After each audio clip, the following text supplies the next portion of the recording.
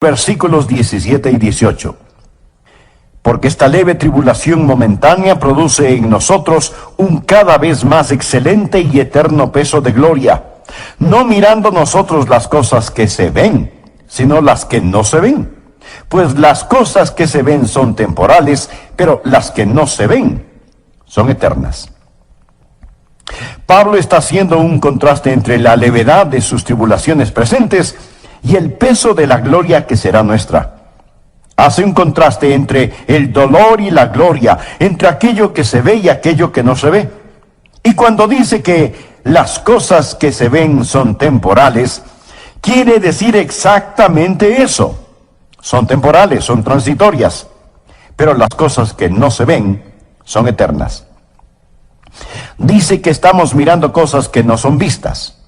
Esto parece una verdadera contradicción, pero si me escucha atentamente, entenderá que no hay ninguna contradicción en lo que Pablo dice. Cuando yo era un muchachito pequeño, escuché una rima infantil que más o menos decía lo siguiente: anoche vi sobre una estrella a un hombre pequeñito que no estaba allí, y él tampoco estuvo allí hoy. Oh, cómo deseo que él desaparezca. Amigo, eso sí es hablar contradictoriamente. En los versículos leídos, Pablo no está haciendo un juego de palabras.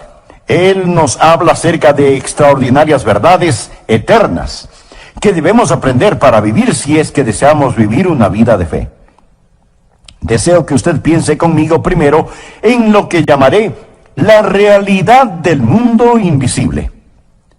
La Biblia nos enseña que hay un mundo material visible y hay un mundo espiritual invisible, y los dos existen lado a lado. Necios seríamos si negamos que hay un mundo espiritual que no vemos, solo porque no lo podemos ver con nuestros ojos físicos. Una persona ciega sería muy necia si negara el radiante esplendor de una puesta de sol, solo porque no puede verla. Si usted pudiera traer de regreso a este mundo a mi bisabuelo y decirle que la sala de su casa la puede llenar de música y de deportes y drama y acción y automóviles que chocan y noticias de todo el mundo, él probablemente le dirá que eso no es verdad, que eso no es posible, que usted está mintiendo. Pero nosotros sabemos que eso es verdad. Si ponemos en la sala un aparato de televisión y lo conectamos, podremos ver todas esas imágenes y muchas más. Están allí, están en el aire. Y si no las podemos ver es porque simplemente no las estamos sintonizando, pero sabemos que están allí. ¿No es cierto? Usted sabe que es así. Las imágenes están en el aire. Así que tenemos una maravillosa ilustración de otro mundo en esta época en la cual vivimos, que nuestros tatarabuelos y bisabuelos no podrían entender. Por ejemplo, Jesús está aquí este momento, pero a menos que sus antenas estén sintonizadas a la estación adecuada, usted podrá ignorarlo. Y hasta podría decir: pastor, usted se está inventando cosas. Está hablando de cosas como que fueran reales cuando en verdad no lo son. Mi amigo, hay mucho más en la vida que solo aquello que puede tocarse, saborearse, olerse, escucharse o verse. ¿Cuál es el punto de todo esto? Lo que no se ve es aún más real que aquello que se ve. Por favor, busque en su Biblia la epístola a los Hebreos capítulo 11. Permítame mostrarle acerca de qué estoy hablando. Dije que lo que no se ve es aún más real que aquello que se ve. Leamos Hebreos capítulo 11, empezando en el primer versículo. Es pues la fe, la certeza de lo que se espera, la convicción de lo que no se ve. Subraye eso. Fe es la evidencia de que existe un mundo invisible. Versículo 2. Porque por ella, o sea, por la fe, alcanzaron buen testimonio los antiguos. Mi amigo, ¿le gustaría tener una A en su libreta de calificaciones? Bien, entonces ponga atención. Por la fe entendemos haber sido constituido el universo por la palabra de Dios. Esto es que Dios habló e hizo algo de la nada. De modo que lo que se ve fue hecho de lo que no se veía. Otra traducción dice, lo visible fue hecho de lo invisible. Las cosas que se ven primero fueron hechas de las cosas que no se veían. O sea, lo invisible estuvo antes que lo visible. Antes de que hubiera cualquier cosa que se podía tocar, saborear, escuchar u oler, estaba el Espíritu invisible de Dios y la palabra de Dios que hizo realidad todas estas cosas. Lo invisible estuvo presente antes que lo visible. Algunas veces la gente trata de negar la idea de Dios diciendo que todo simplemente sucedió y aún tratan de explicar cómo comenzó la vida. De hecho, hace ya varios años, un científico se metió en su laboratorio y anunció que había creado vida en ese laboratorio. Ahora, él no creó vida. Eso es absurdo. Lo que él hizo fue sintetizar algunos aminoácidos que tienen cualidades parecidas a la vida. Y por eso él dijo, he creado la vida. Por supuesto, poco tiempo después, muchos otros científicos comenzaron a reírse y a burlarse de él. Eso sería como el caso de un hombre cuyo padre era un excelente maestro constructor, que había construido una extraordinaria y hermosa mansión. Mientras su padre estaba ausente, este hombre tomó las herramientas de su padre, los materiales de construcción, los planos detallados y precisos, los estudió cuidadosamente, miró detenidamente el modelo a escala y con todo lo que le pertenecía a su padre, construyó un pequeño gallinero. Y luego, observándolo, dijo, esto prueba que mi padre no existe. En cierta forma, eso es lo mismo que ese científico hizo en el laboratorio. Usó los materiales de Dios, las herramientas de Dios, el modelo de Dios, todo lo que le pertenecía a Dios, y sintetizó algo que ni siquiera era vida. Y con el pecho inflado por el orgullo, se comportó como si no hubiera Dios. Sin embargo, la verdad del asunto es que todo lo que él pudo hacer fue utilizar materiales que ya existían. Dios, en cambio, hizo todo de la nada. Así que el mundo invisible estuvo aquí primero. Nuevamente permítame leer Hebreos 11:3. Por la fe entendemos haber sido constituido el universo por la palabra de Dios, de modo que lo que se ve fue hecho de lo que no se veía. En otras palabras, lo visible fue hecho de lo invisible. Pero no solo que el mundo de lo invisible estuvo aquí primero, sino que ese mundo de lo invisible estará aquí hasta lo último. Va a durar mucho más que el mundo visible. Leamos lo que dice Pablo en 2 de Corintios 4:18. No mirando nosotros las cosas que se ven, sino las que no se ven, pues las cosas que se ven son temporales. Mi amigo, este micrófono en el cual estoy hablando es temporal. Este estudio donde grabo este programa es temporal. El sofá, la silla o la butaca en donde usted está sentado ahora mismo es temporal. Y temporal quiere decir que tiene que ver con el tiempo, y el tiempo pasa y todo alrededor suyo está cambiando, arruinándose, desintegrándose. Es temporal. Por lo tanto, ¿qué es lo más real? ¿Aquello que se está acabando o aquello que nunca dejará de ser? Lo que estoy tratando de decir es que las cosas que no se ven son eternas. El mundo invisible es más real que el mundo visible porque el mundo invisible estuvo aquí primero y estará aquí hasta lo último.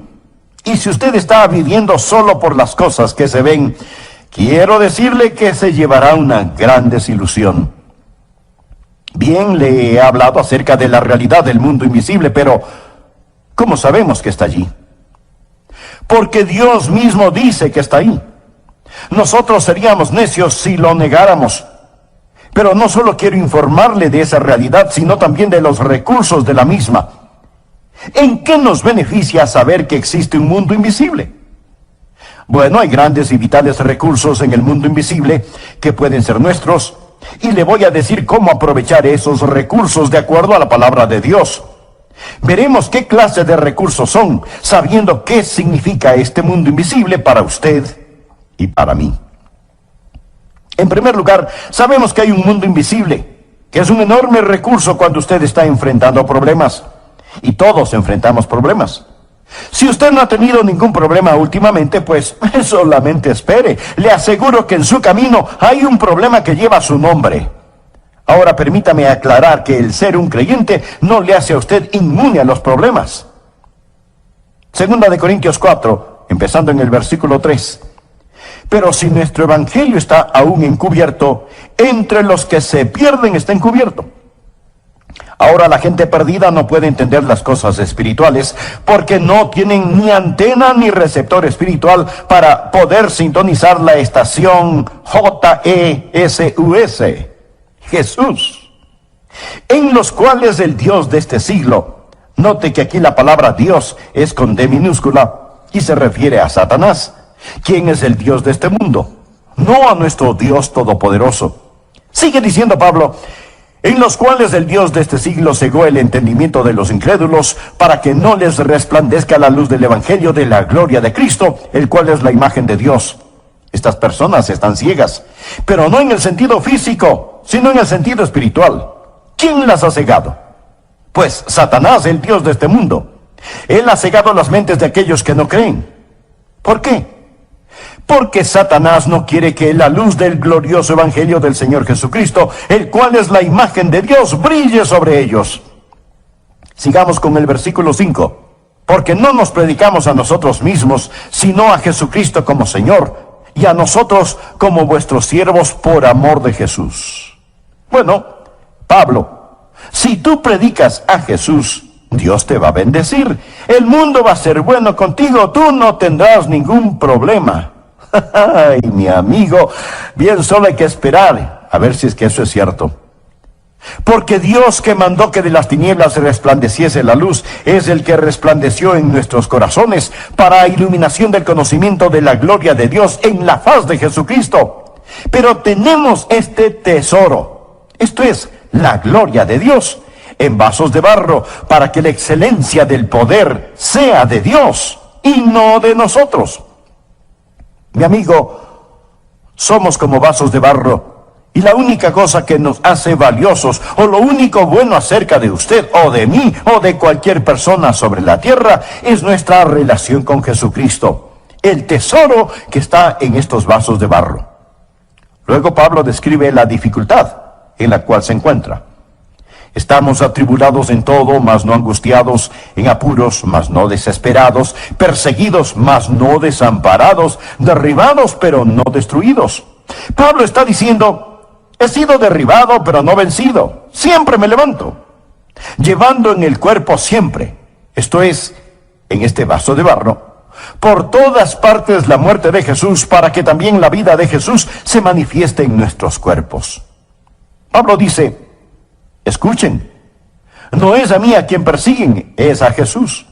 Yo simplemente tengo a Jesús en este vaso de barro, y la razón por la que ellos siguen golpeando y persiguiendo a este vaso terrenal es porque en este vaso de barro hay un tesoro. Y en vez de atesorar este tesoro, ellos detestan este tesoro, y por eso me persiguen. Pero cuando soporto estos golpes, los soporto solo por Jesús, quien soportó golpes por mí. Llevo en mi cuerpo la muerte de Jesús porque Él murió por mí.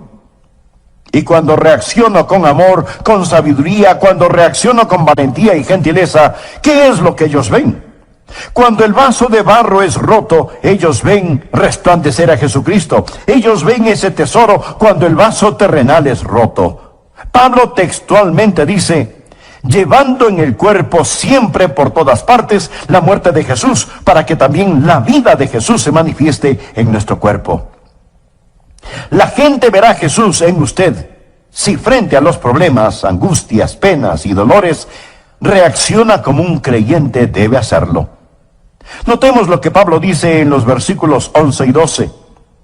Porque nosotros que vivimos siempre estamos entregados a muerte por causa de Jesús, para que también la vida de Jesús se manifieste en nuestra carne mortal, de manera que la muerte actúa en nosotros y en vosotros la vida. Lo que Pablo está diciendo es, mientras más muero a mí mismo, estoy mucho más dispuesto a soportar sufrimientos por Jesucristo. Y así su vida brilla mucho más en mí. Pero teniendo el mismo espíritu de fe, conforme a lo que está escrito, creí, por lo cual hablé. Nosotros también creemos, por lo cual también hablamos, sabiendo que el que resucitó al Señor Jesús, a nosotros también nos resucitará con Jesús y nos presentará juntamente con vosotros. Pablo dice, escuchen, yo creo lo que creo y por lo tanto digo lo que digo. Yo puedo morir, ellos pueden matarme, pero yo sé que el mismo Dios que levantó a Jesús me levantará a mí también y levantará también a usted. Y juntos nos presentaremos a Jesús. Luego Pablo nos informa por qué sufre. Porque todas estas cosas padecemos por amor a vosotros, para que abundando la gracia por medio de muchos, la acción de gracia sobreabunde para gloria de Dios. Por tanto no desmayamos, o sea, no nos daremos por vencidos. Antes, aunque nuestro hombre exterior se va desgastando, el interior, no obstante, se renueva de día en día. Bueno, Pablo, pero ¿cómo haces eso? ¿Qué es lo que te motiva? ¿Qué es lo que te mantiene en movimiento? ¿Cómo es que puedes sufrir así? Casi te ahogas en el Mediterráneo, te azotaron muchas veces con el látigo, te apedrearon hasta creerte muerto, luego pasaste hambres y sufrimientos en una prisión. Pablo, ¿cómo pudiste soportar todo esto? Mi amigo, la respuesta la tenemos en 2 versículos, 17 y 18. Porque esta leve tribulación momentánea produce en nosotros una cada vez más excelente y eterno peso de gloria, no mirando nosotros las cosas que se ven, sino las que no se ven. Pues las cosas que se ven son temporales, pero las que no se ven son eternas. Ahora, cuando usted tiene problemas, especialmente por permanecer firme en el Señor Jesucristo, es mejor que usted mire hacia otro mundo. Es mejor que tenga su mirada fija en las cosas que no se ven, porque si lo hace así, Dios le dará fuerza sobrenatural y marchará al son de diferente música. Tome en cuenta que Pablo estaba perplejo. Él no lo entendía todo. Él dice que nosotros también estamos perplejos y atribulados. El hecho de que las cosas no tenían sentido para Pablo, eso no significa que las cosas no tenían ningún sentido. Y el que no tengan ningún sentido ahora, no quiere decir que no tendrán sentido más tarde. Pablo dice, no lo entiendo, pero miro hacia las cosas que no se ven. Y aquí la palabra griega para mirar literalmente significa ver con fijeza, intensamente. Y Pablo miraba con fijeza aquellas cosas que otras personas no podían ver. Me encanta una de las cosas que dijo Corrie ten Boom. Ella dijo, mira a tu alrededor y te desalentarás. Mira dentro de ti y te angustiarás. Mírate a ti mismo y te deprimirás. Mira a Jesús y descansarás. Y eso es lo que estuvo haciendo el apóstol Pablo. En tiempos problemáticos es necesario ver un mundo invisible, pero no solo en tiempos problemáticos, sino también cuando usted tenga temor, necesita ver ese mundo invisible. Me encanta una de las cosas que dijo Corrie ten Boom. Ella dijo, mira a tu alrededor y te desalentarás. Mira dentro de ti y te angustiarás. Mírate a ti mismo y te deprimirás. Mira a Jesús y descansarás. Y eso es lo que estuvo haciendo el apóstol Pablo. En tiempos problemáticos es necesario ver un mundo invisible, pero no solo en tiempos problemáticos, sino también cuando usted tenga temor, necesita ver ese mundo invisible. Por favor, por un momento vayamos al Antiguo Testamento. Busque el capítulo 6 del segundo libro de Reyes. En un momento leeré desde el versículo 8. Lo que sucedió entonces fue lo siguiente. Eliseo era un profeta de Dios y como cualquier hombre de Dios, como el apóstol Pablo, o como cualquier hombre, mujer, niño o niña que trata de vivir por Jesús, se metió en problemas. De paso mencionaré lo que he dicho antes. Jesús no vino para sacarnos de problemas, sino para tener problemas con nosotros. Así que tenemos a este hombre de Dios, Eliseo, que está en problemas. Ahora leamos desde el versículo 8. Tenía el rey de Siria guerra contra Israel, y consultando con sus siervos dijo, en tal y tal lugar estará mi campamento. Y el varón de Dios envió a decir al rey de Israel: mira que no pases por tal lugar, porque los sirios van allí. Entonces el rey de Israel envió a aquel lugar que el varón de Dios había dicho, y así lo hizo una y otra vez con el fin de cuidarse. Y el corazón del rey de Siria se turbó por esto, y llamando a sus siervos les dijo: ¿no me declararéis vosotros quién de los nuestros es del rey de Israel? Entonces uno de los siervos dijo: no, rey señor mío, sino que el profeta Eliseo está en Israel, el cual declara al rey de Israel las palabras que tú hablas en tu cámara más secreta. Amigo, aquí había una fuga de información, porque Eliseo estaba sintonizado con el cielo en un mundo invisible. Sigamos con la lectura del relato bíblico. Y él, Osén, rey de Siria, dijo: id y mirad dónde esté para que yo envíe a prenderlo. El rey quería arrestar a Eliseo, y le fue dicho: he aquí que él está en Dotán. Entonces envió el rey allá gente de a caballo y carros y un gran ejército. El rey envió un gran ejército para arrestar a este pequeño profeta de Dios, los cuales vinieron de noche y sitiaron la ciudad. Ellos querían apresar a este hombre de Dios, y por lo tanto sitian a la ciudad con caballos y carruajes y soldados. Y se levantó de mañana y salió el que servía al varón de Dios. Aquí se refiere al siervo de Eliseo. Y he aquí el ejército que tenía sitiada la ciudad, con gente de a caballo y carros. Entonces su criado le dijo: ah, señor mío, ¿qué haremos? En otras palabras: amo, estamos en problemas, ¿qué es lo que vamos a hacer? Él, Eliseo, le dijo: no tengas miedo, porque más son los que están con nosotros que los que están con ellos.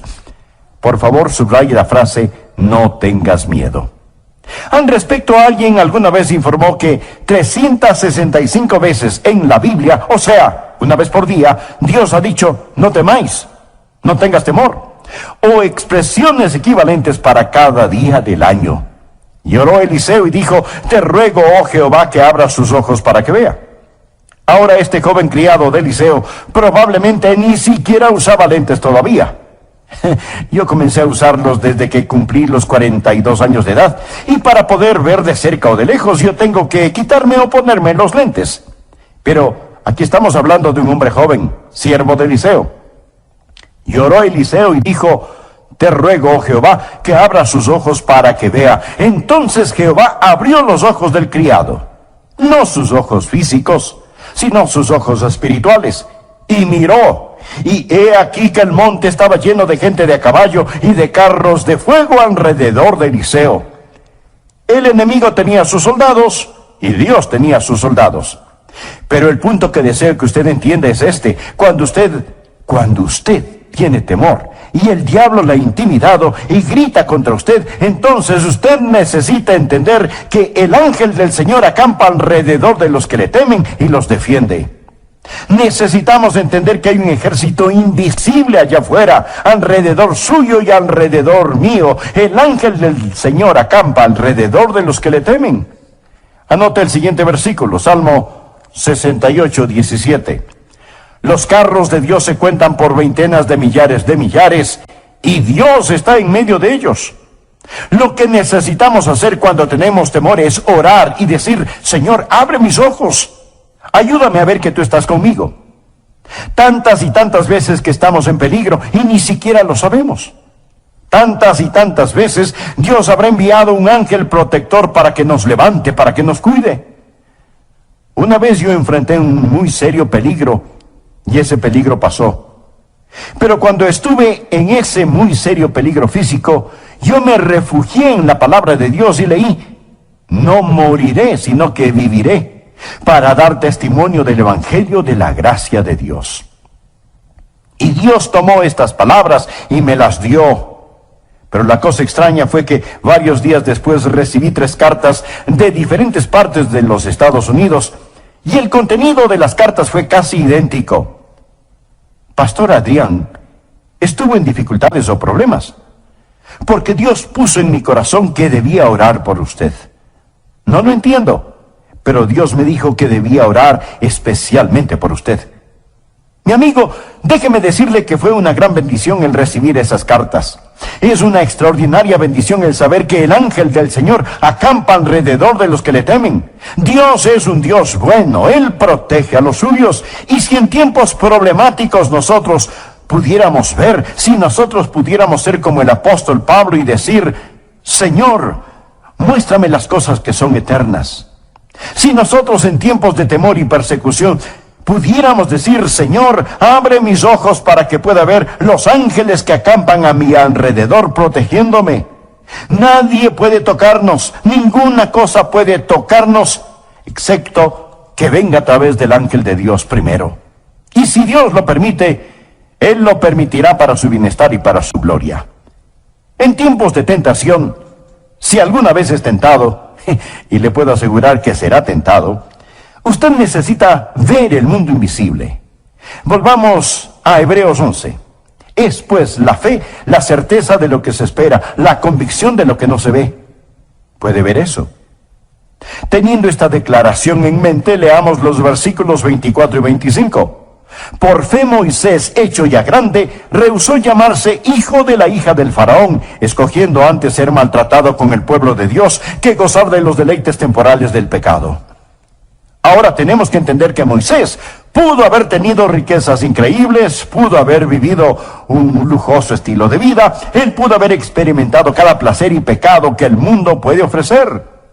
Él pudo haber sido el emperador de la más poderosa nación sobre la tierra, pero él rechazó todo eso. La Biblia dice: rehusó llamarse hijo de la hija del faraón, escogiendo antes ser maltratado con el pueblo de Dios que gozar de los deleites temporales del pecado, teniendo por mayores riquezas el vituperio de Cristo que los tesoros de los egipcios, porque tenía la mira puesta en el galardón. Quiere decir que él miró hacia lo final. Él vio la conclusión de todo el asunto.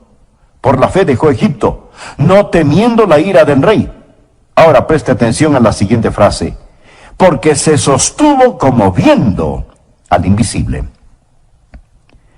Una vez más, vemos que en tiempos problemáticos hay que ver lo invisible.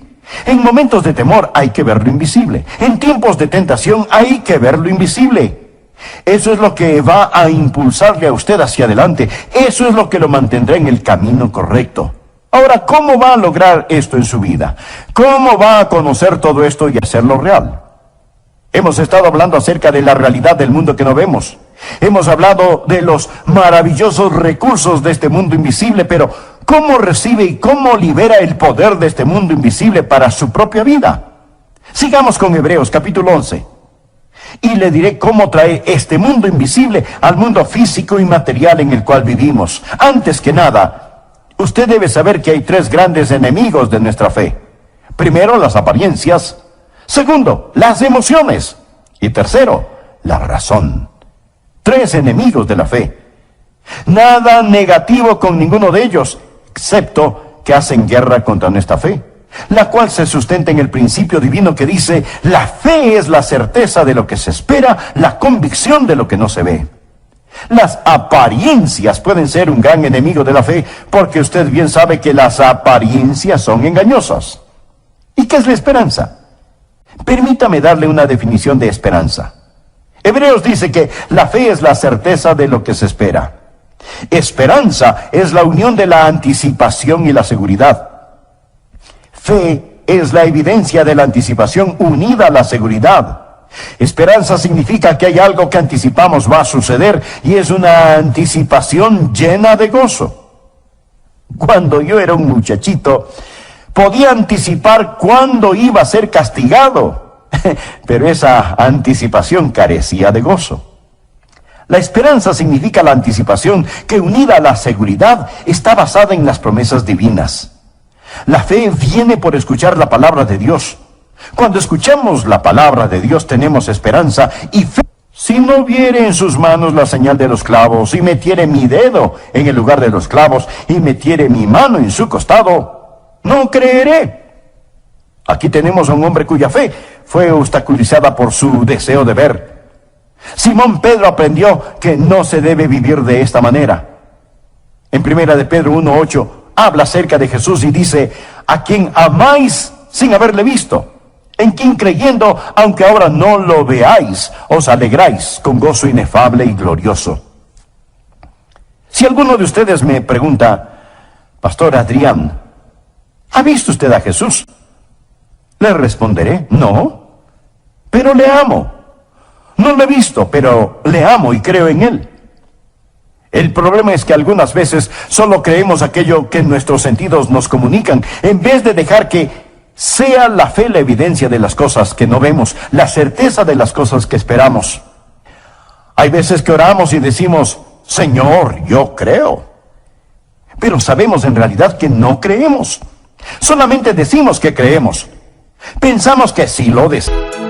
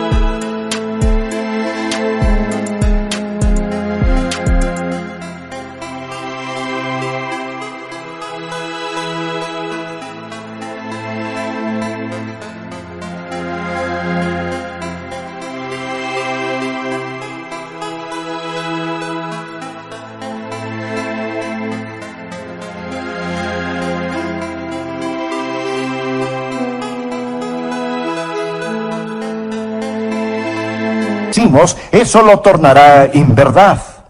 ¿Le ha pasado eso alguna vez? Oramos: Señor, realmente voy a creer en ti para esto. Pero sabemos que no estamos creyendo. Y Dios sabe que no creemos, pero lo decimos de todas maneras. Pero esta vez yo sabía que creía, supe que Dios puso esa fe en mi corazón. Si usted alguna vez ha vivido por fe el tiempo suficiente y ha tenido experiencias de fe, usted sabe, o por lo menos piensa que tiene fe verdadera en su corazón, sabe que sin fe es imposible agradar a Dios. Y que nada conseguirá de Dios si es que no ora con fe. Orar y creer significa recibir. Orar y dudar significa renunciar. Por lo tanto, usted debe orar en fe y con fe. Otra cosa que nos impide el vivir en el plano de lo invisible son nuestras emociones. Algunas veces es lo que vemos lo que batalla contra nuestra fe. Otras veces son nuestras emociones. Y eso es muy semejante a aquello de que si no lo podemos ver, entonces lo queremos sentir. ¿Alguna vez ha tratado de orar y sus oraciones parece que no tuvieran sustancia? ¿Sabe de lo que estoy hablando? Sus oraciones son completamente secas y parece que lo único que usted está haciendo es un ejercicio sin ningún significado. Mi amigo, escúcheme. No deje que sus emociones le impidan creer en Dios. En realidad, sus emociones nada tienen que ver con su creencia. Dios realiza su más profundo trabajo en su espíritu, no en sus emociones. Sus emociones son la parte más superficial de su naturaleza. Y Dios nunca realiza su trabajo más profundo en la parte más trivial del ser humano. Y hay ocasiones, hay momentos cuando sus emociones simplemente no son lo que deben ser. Usted despierta una mañana con un fuerte dolor de cabeza y trata de tener un tiempo devocional y se dice: oh, yo soy un hipócrita, no tengo ganas de orar. Y Dios no escucha mis oraciones de todas maneras. Y usted siente como que si Dios estuviera miles de años luz de distancia. Tiene acidez estomacal, le duele la cabeza y no puede concentrarse en la oración. Y si usted no tiene cuidado, puede comenzar a sentirse nada espiritual. Y entonces se toma un Alka-Seltzer o algo por el estilo, se siente un poquito mejor, su mente se despeja, sale el sol, desaparece su dolor de cabeza y tiene un hermoso íntimo tiempo devocional y usted piensa: me siento tan cerca de Dios. Pero usted es la misma persona ahora que cuando tenía su dolor de cabeza. ¿Piensa que Dios estaba en esas tabletas de Alka-Seltzer que se tomó? De ninguna manera. Escúcheme, cuando usted se acerca a Dios en oración, No le ofrezca el vacío de sus emociones. Venga con sus manos llenas del incienso de la palabra de Jesús. Ore en el nombre de Jesús. Y como usted se siente, poco tiene que ver con eso. No es lo que ve, no es lo que siente. He descubierto eso muchas veces en la predicación y he predicado por mucho tiempo y he predicado muchísimos mensajes. Quiero compartir con usted un secreto. Hay veces en que no me siento con ganas de predicar. Y alguien podrá decir, usted está bromeando, pastor. Usted está siempre tan lleno de Dios que siempre está impaciente por predicar. Oh, mi amigo, desearía que eso fuera verdad.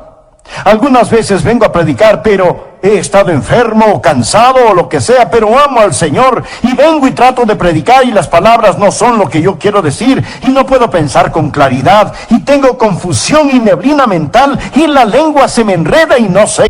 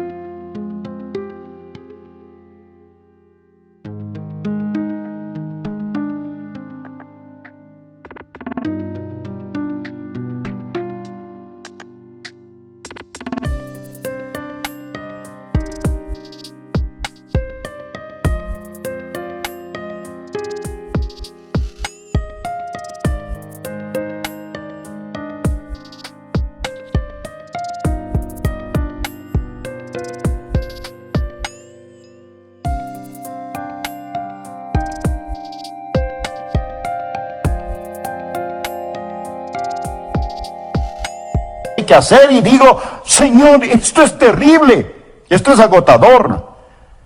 Pero cuando extiendo la invitación, parece como que si los cielos se abrieran y Dios me dice, Adrián, no es tu locuacidad, no son tus sonrisas, no son tus emociones, es mi poder el que cuenta. Mi amigo, necesitamos aprender a esta extraordinaria verdad una y otra vez.